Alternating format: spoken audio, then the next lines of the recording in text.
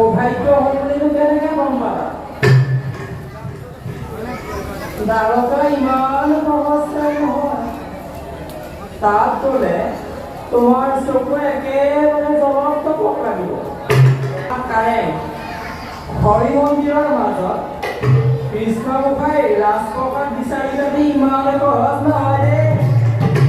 আৰু যেনিবা বিচাৰি তুমি উলিয়ালা, দুৱৰীসকলে মানে তোমাক তাত সোমাবলৈ দিব।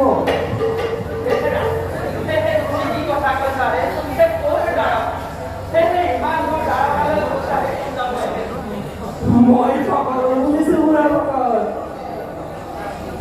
মোক তুমি চালনা কৰিব নোৱাৰিবা।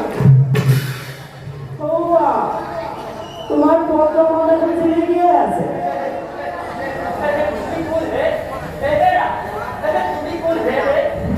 মই এজন সামান্য বৈৰাগী। দেখে হৰিৰ গুণান কীৰ্তন কৰি ঘূৰি ফুৰা মই এজন বৈৰাগী। আৰু মইতো দ্বাৰকালে গৈয়ে থাকোঁ। বুঢ়া ভকত, এনেকুৱা পৰিস্থিতি তুমি দ্বাৰকালৈ যোৱাটো তোমাৰ পক্ষে অসম্ভৱ নহ'ব জানো?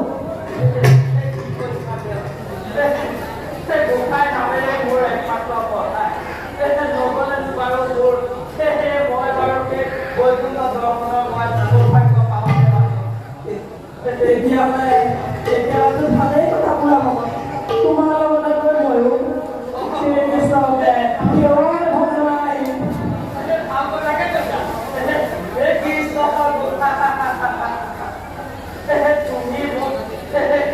মোৰ বুঢ়া বামনৰ কষ্ট হ'ব বোলে অৱস্থা চাই ব্যৱস্থা কৰিছা। আমি লগে ভাগে যাব পাৰিম। বাৰু বুঢ়া ভকত, মই যে তোমাৰ সহায় হ'ম, তাৰ বিনিময়ত তুমি মোক কি দিবাহে? তোমাৰ ইমান কমে যদি তোমাৰ ইমানেই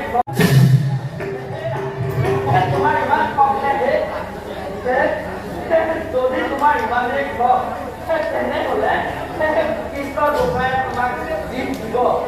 তাৰে তোমাক যদি এটা পূজা কৰি দিয়ে তেতিয়া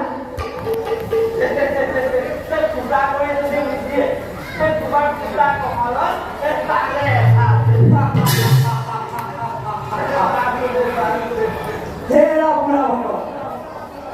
তোমাৰ ভাগৰ বস্তু মোক নালাগে।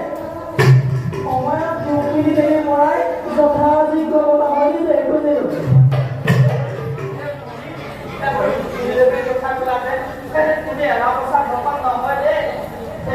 বুঢ়া ভকত, তুমি যদি ৰুক্মিণী দেৱীৰ পত্ৰ বাহক হ'ব পাৰা, মই পৰমচাম কিয় হ'ব নোৱাৰিম? তুমি মোৰ পেটৰ কথাও জানিলা যেতিয়া তুমি কোনোবা ডাঙৰ মানুহ হ'ব, তুমি দেৱতা এই বুঢ়াৰ হাতত চেগেৰে কৰিলা তেতিয়া তোমাক মই আনি সোধাই নাই। বুঢ়া ভকত, মনত পেলোৱাচোন, মই কোন বাৰু? কুন্দিল নৈৰ পাৰত একেলগে প্ৰিয় হৰি নাম জপ কৰি হৰি ভকত যে হৈছিল, পাহৰি গ'লা নেকি তুমি?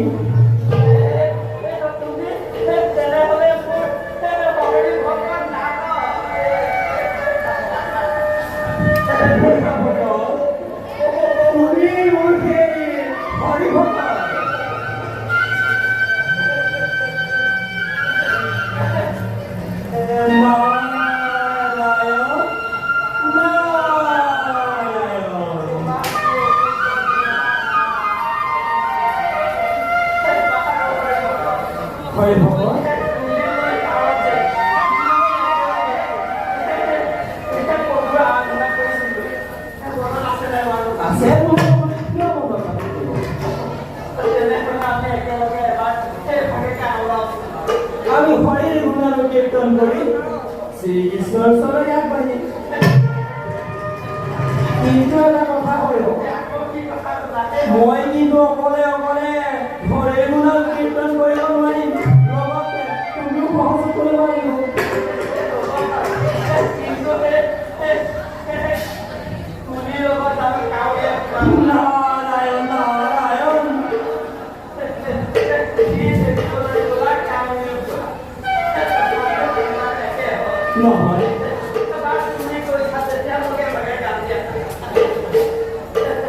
এই হরিনা বিচারি কালো ভাবরি তুমি না বিচারি